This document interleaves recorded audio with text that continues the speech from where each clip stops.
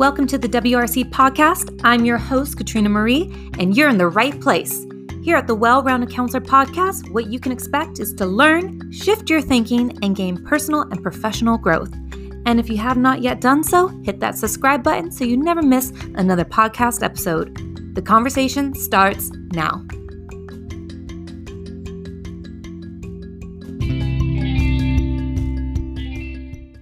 Welcome, everybody, to the WRC podcast, where we explore the holistic approach to counseling, personal development, and leadership. I'm your host, Katrina Marie, and today we have an incredible guest joining us, Dr. Charles Michael Austin, also known as Dr. Chaz.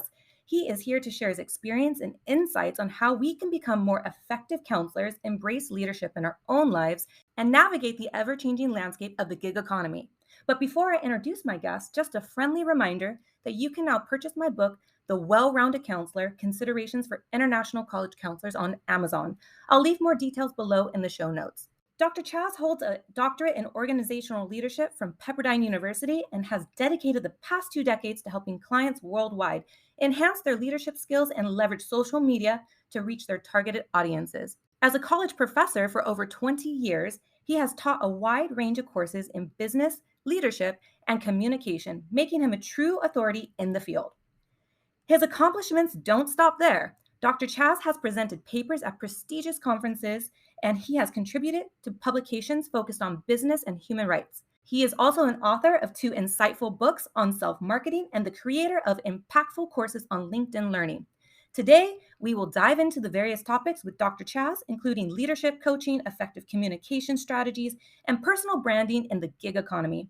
Whether you're a counselor seeking to enhance your practice or someone looking to develop essential leadership skills, this episode is packed with invaluable knowledge and practical advice. So without further ado, let's welcome Dr. Chaz to the WRC podcast. Hi, Dr. Chaz. How are you?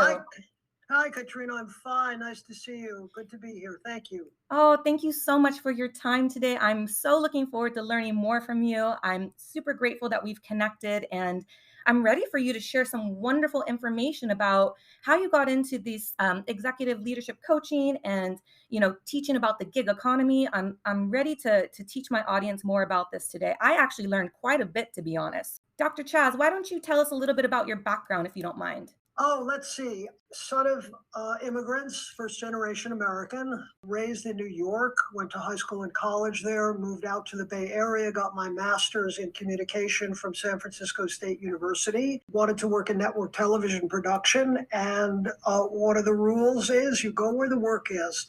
So if you want to work in TV, you live in LA. And I moved down here and started working as a production assistant for Dick Clark. Did that for a couple of years and then moved over and wrote and produced promos for the CBS television network and the ABC owned and operated stations. Then moved out of TV, briefly into the music business, and then discovered home video, worked in that field for a while.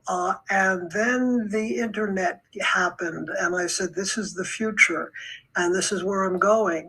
And I did online marketing, business development, and so on. And then through contacts, started teaching and found that was my thing. So some people in your audience or counselors that are in your audience who work with clients, there's kind of 2 types of people. One, like me, who stumbled around until they found this is it. 2 people like my wife, who's a therapist and has been a therapist her entire life. She knew from the beginning. Either path is okay. And there's a wonderful term one of my students gave me called the cumulative positive, meaning that everything you've done in the past makes you better at what you're going to do next. So the conglomeration of all the things I've done make me more effective as a coach and as a professor. And I'm kind of, the reason I work with both bosses and workers, I'm kind of in the middle there. I understand both and can hear both. And part of what I do is to have them understand each other better so things can work more efficiently in organizations, that bosses have some compassion for their workers and workers have more compassion for their bosses, who are not all billionaires and not all mean and selfish. So I bridge that gap. Wow, that's super cool. I love that term, cumulative positive. Now, let me ask you, your expertise lies in leadership coaching, advising individuals more one on one, or becoming effective leaders. Could you share some key principles or strategies that counselors can enhance their leadership skills with their practice? Yeah, the first one is listen. This comes from living with my wife, who's a Freudian analyst. Basically, the workplace mimics the family when you're growing up. So the boss is mom and dad, or mom or dad, or mom and mom, or dad and dad. Okay, the parental figures, they're the boss, and the children always try to curry favor. You like me better than my brother, than my sister, like that. Okay, move that ahead a few years to the workplace. They're still children. Now they're in suits. Mom and dad are now the boss, and all the workers, like children, are trying to curry favor with the boss.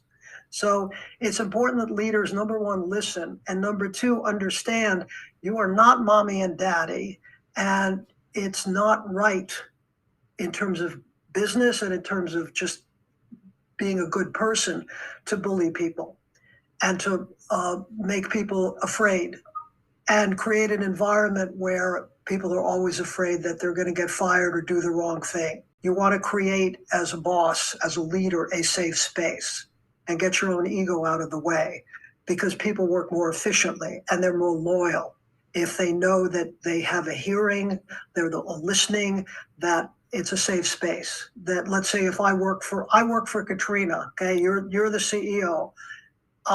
Your job is to make it a safe environment for me so I can come to you with any kind of harebrained idea and I won't get shut down.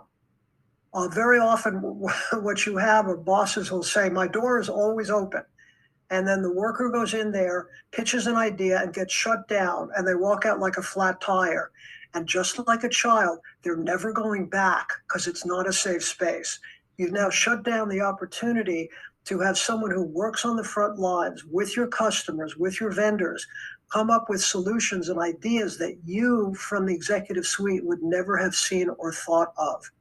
What you want is a safe place where your people collaborate with you. They know you're the boss. They know you're in charge. Okay, you don't have to constantly remind them I'm the big cheese.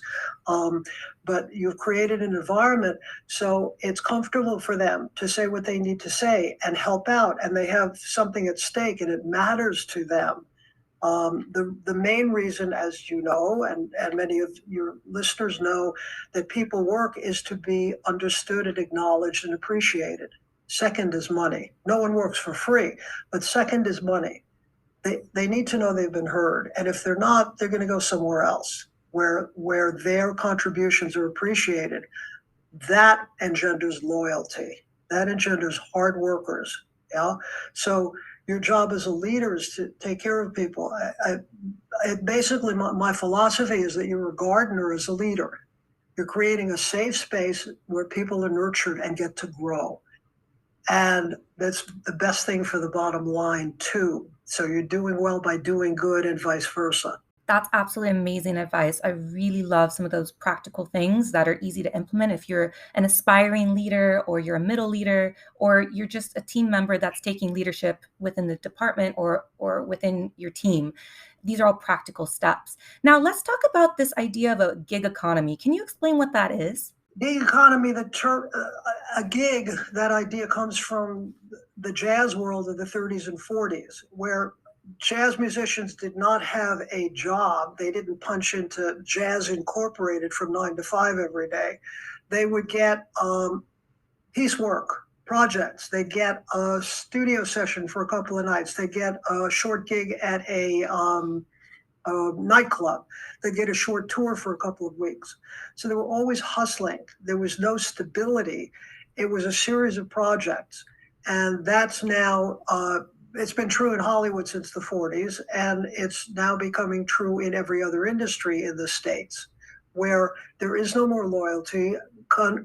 Companies do not want to pay for health insurance or other benefits. They'll work you 32 hours so they don't have to legally pay you for benefits.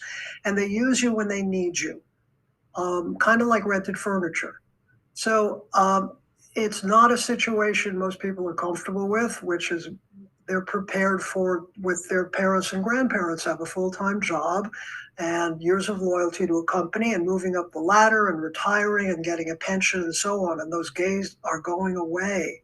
And it's very dislocating and upsetting for people because they did all the right things.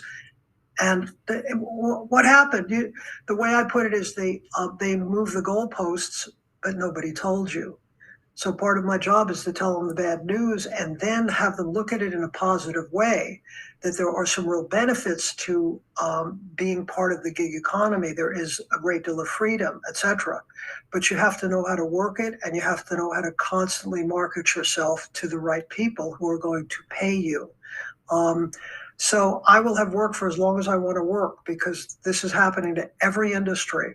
And it's so upsetting for people. They just don't know what to do next. So my job is to tell them the bad news and then retrain them for being entrepreneurial and creating their own brand and being part of the gig economy and having it work for them.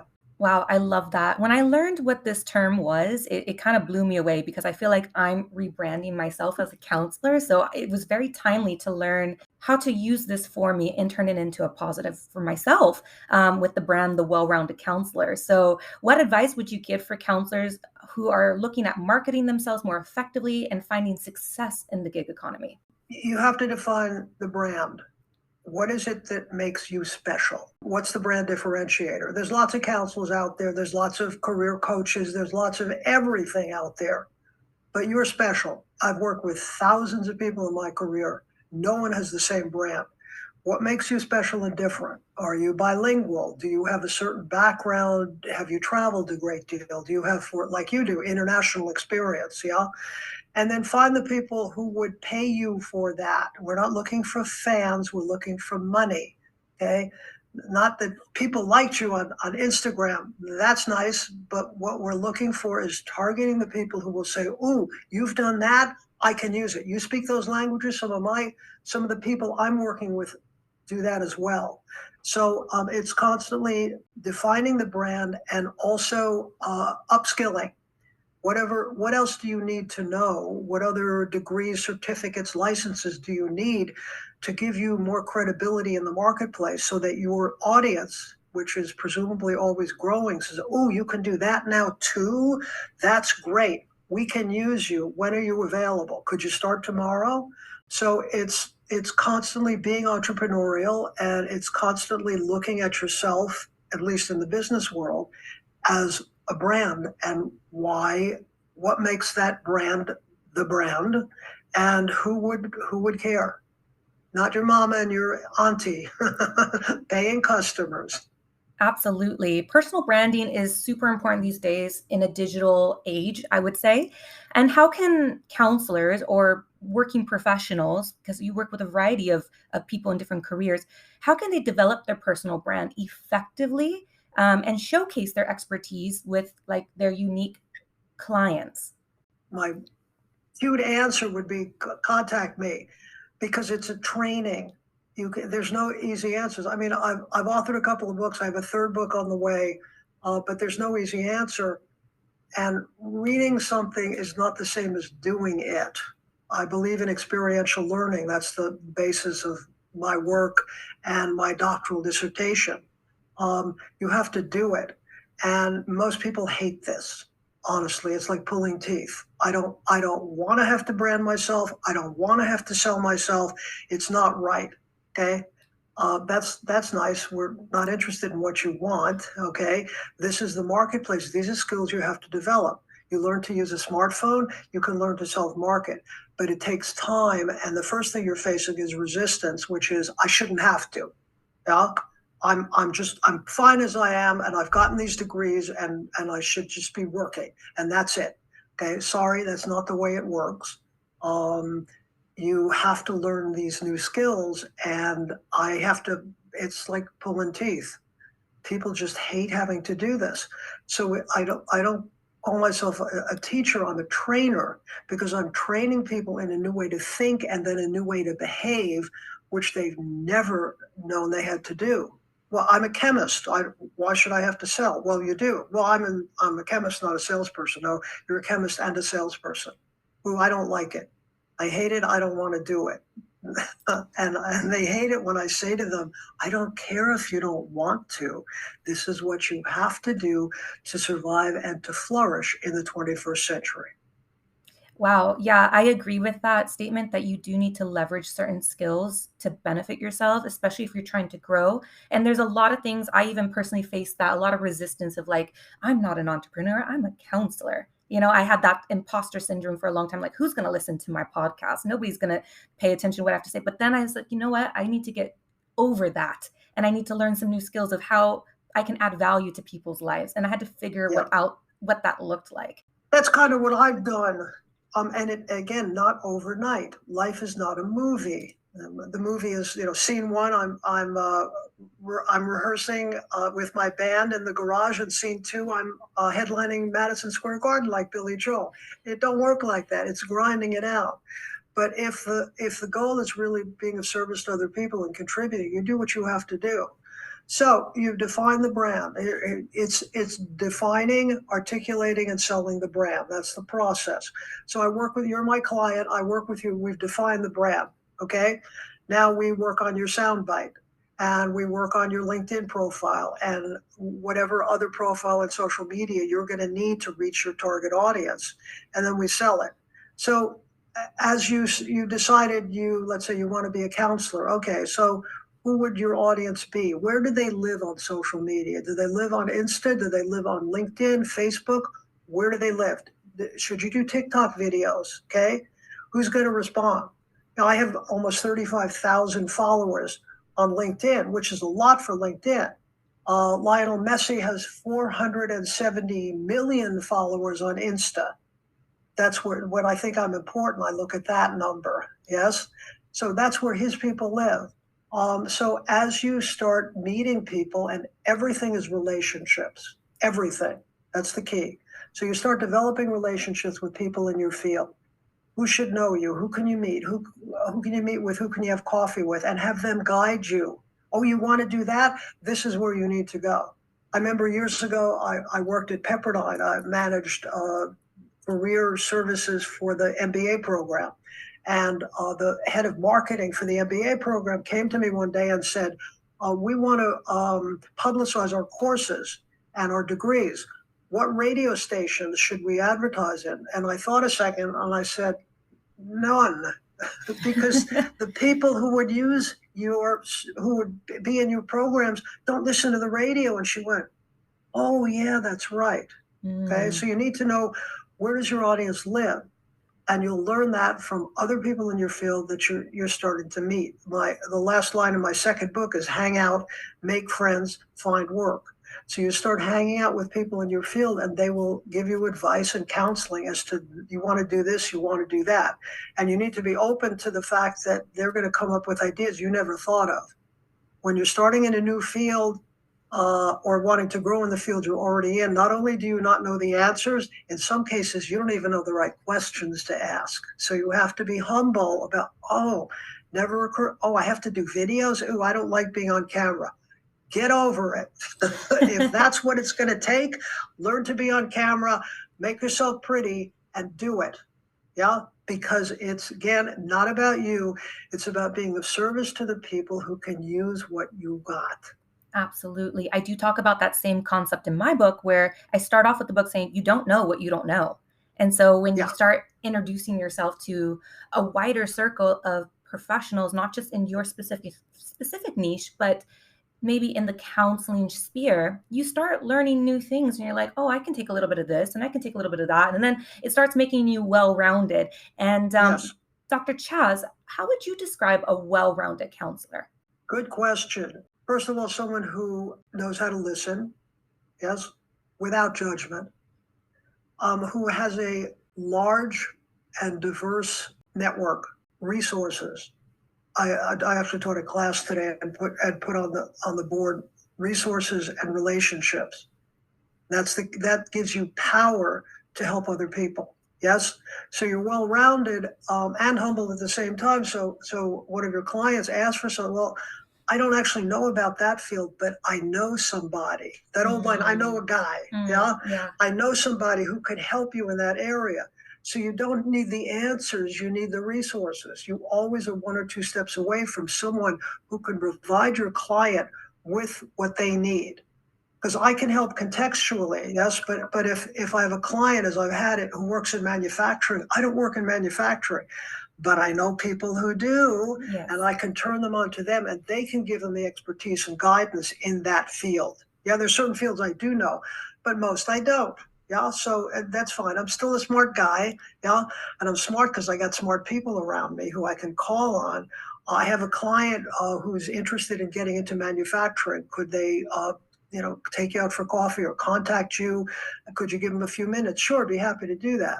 Because the person at the other end, my contact, wants to broaden their network because who knows, my client one day may hire them. Very interesting. Thank you for Yeah, that. So I sure. know you've done quite a bit of publications. You have an amazing TED Talk. I'm going to leave that information in my show notes so people can watch that TED Talk because it's awesome. And I learned so much from the 20, 30 Thanks. minutes of it. But I know you also do LinkedIn Learning. You have books. What are some projects or new initiatives you might be working on or we can expect to see from you maybe within the next 6 to 12 months? In the TED Talk and in my doctoral dissertation, my goal, one of my goals in my career, has been to take my ideas of training people for the workforce and include them in a college curriculum. Not one course, but mandatory course work, a series of courses. So since I got my doctorate in 2011, I've been looking for test schools to do this. And I discovered a few months ago, much to my delight, that this has already been done. A woman named Mary Cannon, who worked at State University of New York at Geneseo, Upper New York State, took my dissertation and recreated workshops, a series of workshops, and they did that for 3.5 years, and they had enormous success. Close to 100% of the students said this is valuable, and close to 100% of the students actually got jobs. So I'm interested in that number. Yes. So that happened. So we're working at expanding that. Mary's now focused on her own practice, but I'm meeting with colleges and universities because it worked for them, it can work for you. And that again, there's another branding issue. Colleges and universities in the US are struggling. Parents want return on investment. It's so expensive to get a kid a college education this day, and parents go, I just spent $100,000. My kid has a piece of paper and cannot find a job. What are you folks doing? So you take my program, insert it into the curriculum, and the keyword is mandatory. Yes. And now you've got proof this works. We will help get your kid work. Aha!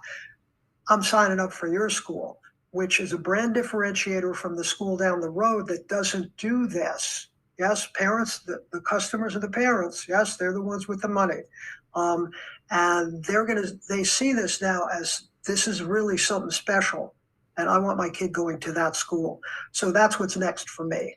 Wow, that's amazing, Dr. Chaz. I love that you have this idea of embedding a career focused where a curriculum where students can actually gain practical hands-on skills to help them actually get a job later on after they graduate. Because I feel like, I can see myself, maybe my younger self, not having those skills, those work skills. I have the theoretical knowledge of what I need to do in a job or potentially in a job, but the skills to actually, do the practical side of things, that lacked very much. And not to say that my university didn't provide me with the opportunities, I just wasn't able to tap into those resources and it wasn't clear to me. So if it's a mandatory thing, I think that's going to be really helpful for the students who go through that program.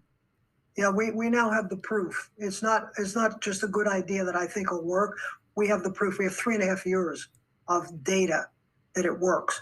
And this is true for every field. And unfortunately, the higher education system has let us down because academia looked down its nose at vocational training. We just teach them the interesting stuff and it's theory, but it's really valuable to help them in life. Absolutely will. But what they also need, why they need to embed this in the curriculum, students need to know from day one in freshman year, how do you monetize your education? Regardless of what your major is, how do you find a way to monetize that? And monetizing means that you can take what you've learned out in the world and be of service to people. It all ties back into service and contribution. Yes. And you'll make a lot of money too. Yeah, presumably. That's what the context of the program is about. It's for you and me and anybody else coming up who gets a college degree. I now know what to do with my degree. I know how to get work, and I'm going to get work way before I ever graduate because I have contacts with people. I know how to sell myself. So you train them early and they become good members of society, contributing members of society from the beginning. Wow, I absolutely love that. I'm excited to hear more about it in the next year and just kind of see if more higher ed institutions tap into this opportunity as well.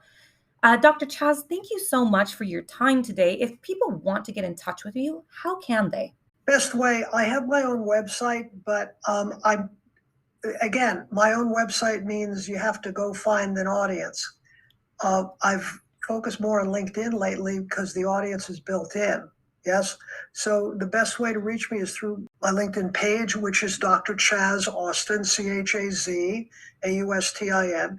And they can connect with me there. And I'm constantly posting interesting things that they can read about and learn about because it's about providing service all the time.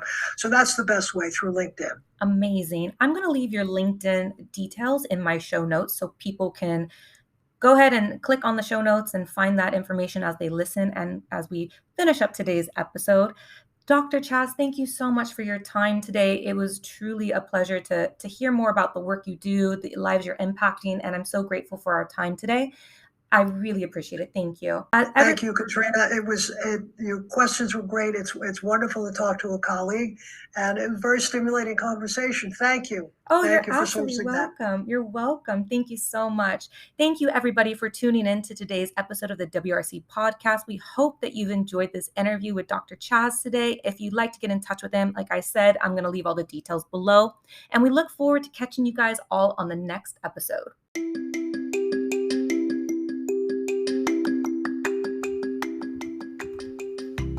Did you love the episode?